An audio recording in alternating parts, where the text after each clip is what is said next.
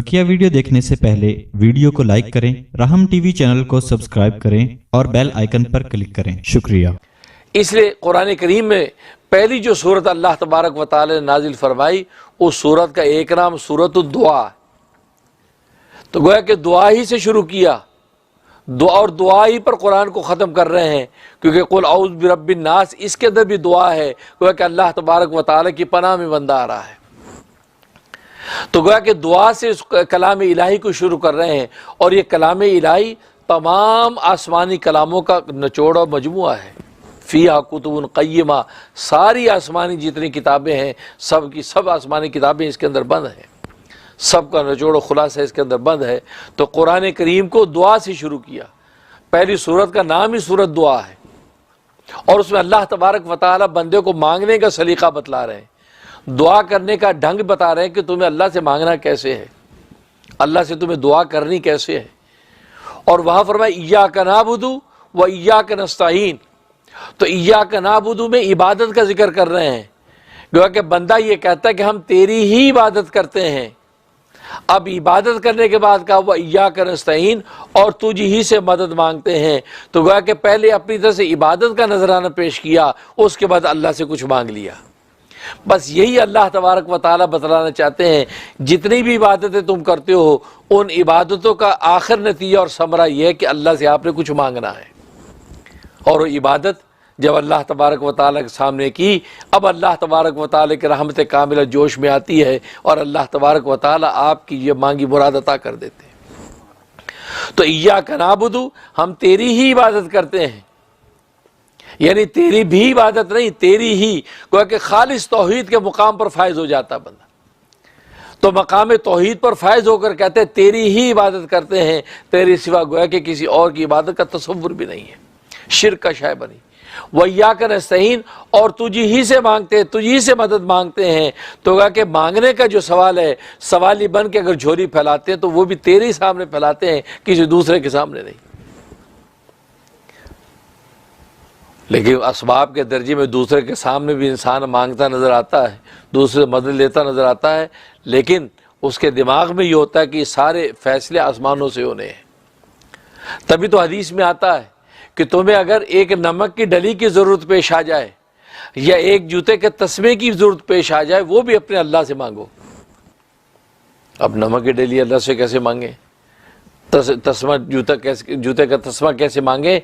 इसका मतलब ये कि आप दुनिया में किसी असबाब के दर्जे में मदद लेने से पहले अल्लाह तबारक व तआला से दुआ करो कि अल्लाह मुझे नमक चाहिए, अच्छा सा नमक अता कर दीजिए, या अल्लाह मुझे जूते का तस्मा चाहिए, अच्छा सा तस्मा अता कर दीजिए।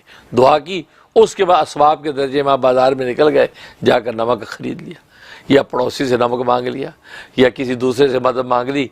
तो गोया कि असबाब के दर्जे में भी जब कोई चीज़ मांगे तो सबसे पहले अल्लाह तबारक व तआला के यहाँ दुआ करके दरख्वास्त पेश कर दे। और दुआ बड़ी अजीब चीज़ है। अल्लाह तबारक व तआला के साथ अगर मजबूत से मजबूत राब्ता रख रहा है तो कसरत से दुआ करो। इसे मेरे दादा पीर हज़रत डॉक्टर अब्दुल आरफी क़ुद्दिस सिर्रुहु, जो हज़रत हकीमुल उम्मत मुजद्दिद मिल्लत मौलाना शबरी थानवी रहीमुल्लाह ताला के जलील क़द्र खुलफा में से थे, कराची के अंदर। तो गोया कि वो कुतुब थे हज़रत डॉक्टर अब्दुल आरफी क़ुद्दिस सिर्रुहु। वो फरमाते थे अल्लाह ताला से मांगने और मांगते रहने की आदत डाल लो। जब अल्लाह से मांगने और मांगते रहने की आदत डाल लोगे, तुम्हारा राब्ता अल्लाह तबारक व तआला के साथ कवी हो जाएगा, और बस औक़त नहीं भी मांगोगे तो अल्लाह तबारक व तआला तुम्हारी ज़रूरत के मुताबिक अता कर देंगे। ये दुआ ऐसी क्योंकि दुआ इबादत का निचोड़ है, खुलासा है। इसलिए खुलासा और निचोड़ जब आपने हासिल कर लिया, नतीजा क्या हुआ? इबादत का मंशा पूरा हो गया। इसलिए फरमाते छोटी छोटी चीज़ें भी अल्लाह से मांगो। यहाँ तक फरमाया करते थे कि अगर घर में बिजली चली गई तो कहो कि या अल्लाह जो टेक्निकल प्रॉब्लम हो गया जिसकी वजह से बिजली चली गई, या अल्लाह उसको ठीक कर दे अपने लुत्फ़ करम से, या अल्लाह टेक्निकल प्रॉब्लम ठीक कर दे। पंखा नहीं चल रहा, या अल्लाह पंखा ख़राब हो गया, क्या इसमें टेक्निकल प्रॉब्लम हो गया है, या अल्लाह अपने लुत्फ़ करम से पंखा ठीक कर दे। दुआ पहले करो। जैसे दुआ की, दुआ करने के बाद अब असबाब के दर्जे में आप उसको करना शुरू कर दें, अल्लाह तबारक व तआला दुरुस्त कर देंगे। छोटी छोटी और यहाँ तक फरमाते थे कि मैं जब अपने मतब से घर की तरफ आता, क्योंकि आपका मतब जो है वो कराची में पापोश नगर जो एक इलाका है, वहाँ पर आपका मतब था। तो वहाँ से मैं जब वापस आता तो रास्ते में कभी देखता किसी की मोटरसाइकिल ख़राब है, बेचारे खड़ा है, वो मोटरसाइकिल ऊपर नीचे कर रहा है, किक मार रहा है, स्टार्ट नहीं हो रही, या किसी की गाड़ी ख़राब हुई, वो बोनट खोल के वो गाड़ी अंदर से देख रहा है। फिर मतलब मैं गुजरता तो मैं देखते दुआ कर, या अल्लाह इसकी गाड़ी ख़राब है, इस बेचारे को अपनी मंजिल पे पहुंचना है, या अल्लाह अपने करम से इसकी गाड़ी ठीक कर दे, या अल्लाह जो भी इस गाड़ी के अंदर मर्ज और डिफेक्ट पैदा हो गया है, या अल्लाह उस पर इसको मुतले कर दे और उसको दुरुस्त कर दे। दुआएं कसरत से, मैं दुआएं देता हुआ जाता। तो जाहिर है कहते हैं अगर इंसान ये सोचे कि मेरी मोटरसाइकिल इस तरह ख़राब हो, मेरी गाड़ी ख़राब हो, तो क्या इंसान के जज्बात होते हैं कि यार कोई ऐसा बस मौजज़ा हो जाए कि गाड़ी ठीक हो जाए, मंजिल पे पहुंचूं। तो वही कैफियत उस बेचारे की किस मुसीबत में मुब्तला है, फरमाया कुछ नहीं कर सकते तो उसके लिए दुआ करते हुए गुजर जाओ, खड़े होकर उसकी मदद नहीं कर सकते, दुआ करते हुए गुजर जाओ, क्योंकि दुआ इतनी बड़ी ताकत है, इतनी बड़ी ताकत है कि ये मोमिन को उसका पता ही नहीं है। तभी तो नबी करीम सल्लल्लाहु अलैहि वसल्लम हदीस में फरमाते हैं कि अद्दुआउ सिलाहुल मोमिन, मोमिन का हथियार दुआ है, मोमिन का हथियार उसका दुआ है। इसलिए हदीस में फरमाया कि लोगों क्या मैं तुम्हें ऐसा कोई अमल ना बता दूं कि जिसके जरिए तुम अपने दुश्मनों के वारों से बच जाओ और रिज़्क़ के खजाने तुम पर खुल जाएं। फरमाया बता दूं, फरमाया कि वो दुआ है, फरमाया कि वो जो अमल है वो दुआ है, और दुआ फरमाया कि सिलाहुल मोमिन, मोमिन का हथियार है। अब बताओ दुनिया के अंदर इंसान ये दो चीज़ों के अलावा चाहता क्या है?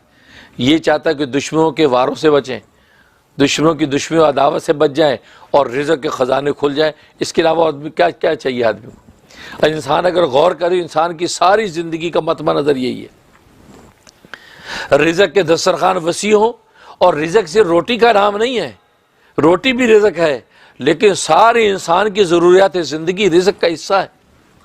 इंसान का खाना है, पीना है, पहनना है, ओढ़ना है, रहना है, सहना है, औलाद है, बीवी बच्चे हैं, पूरी ज़िंदगी की जितनी ज़रूरियात हैं वो तमाम के तमाम रिज़्क़ में शामिल है।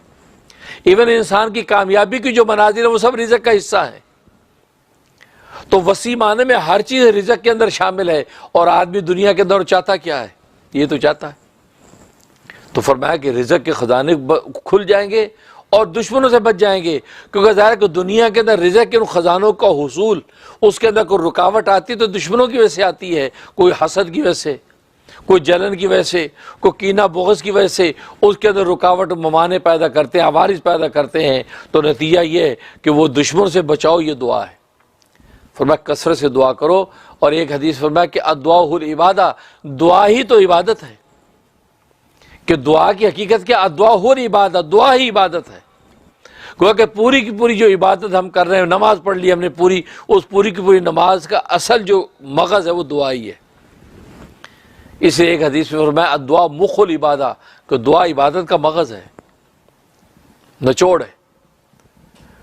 चाहे आपने हदीस में अद्दुआउल इबादा, साहबी फरमाते ये दुआ, ये हदीस जिक्र करके आगे आपने आयत पढ़ी, वक़ाल रब्बुकुम उदूनी अस्तजिब लकुम, और फरमाया तुम्हारे रब ने कि मुझसे दुआ मांगो मैं कबूल करूँगा, मुझसे दुआएं मांगो मैं कबूल करूँगा।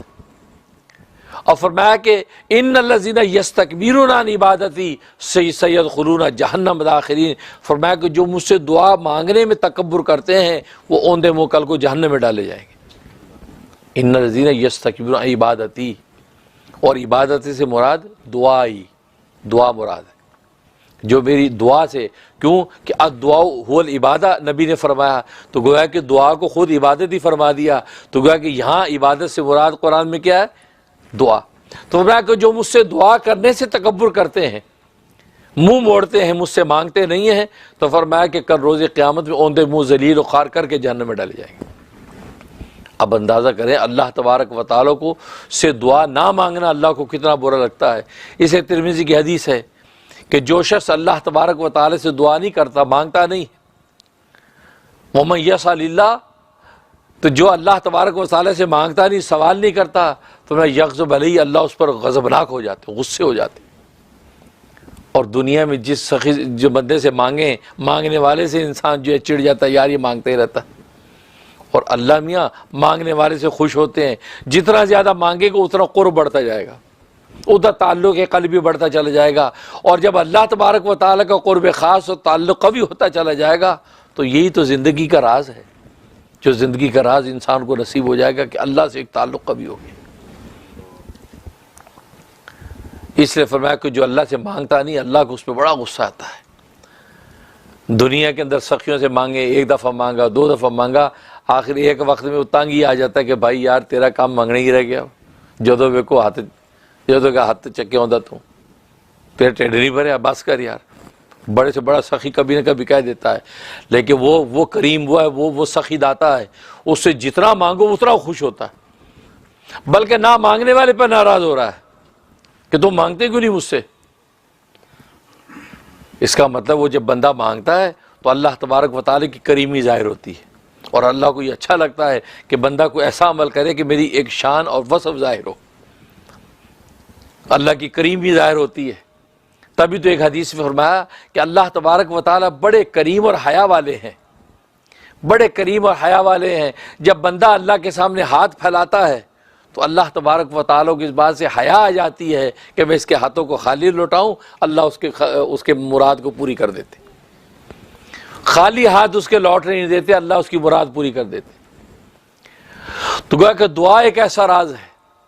इसलिए मशाइख ने लिखा है कि जिसको इबादत का लुत्फ़ और मज़ा हासिल ना हो रहा हो, इबादत की हकीकत उस पर खुल ना रही हो, बस ऐसे में फॉर्मेलिटी पूरी कर रहे हैं, लेकिन इबादत की असल रूह है मिल नहीं रही, फरमाया वो कसरत से दुआएं करना शुरू कर दे।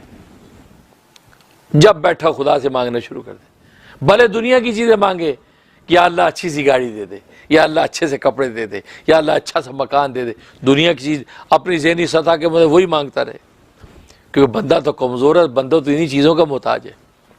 वो तो ऊंचे लोगों की बातें हैं जो कहते हैं या अल्लाह बस आखिरत चाहिए, बस वो तो ज़ुहद के उस मकाम पर फायज होते हैं कि जिसकी कोई नज़ीर नहीं, आखिरत ही मांगते हैं। लेकिन बंदा तो कमज़ोर है, आम आदमी तो ज़ुहद के उस मकाम पर फायज नहीं हो सकता।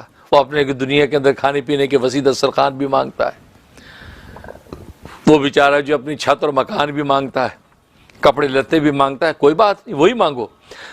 लेकिन जब अल्लाह से बार बार ये चीज़ें मांगोगे तो अल्लाह तबारक व तआला आपके अंदर इबादत का ज़ौक़ पैदा करेंगे, क्योंकि इबादत का जो असल निचोड़ और रूह तो दुआ है।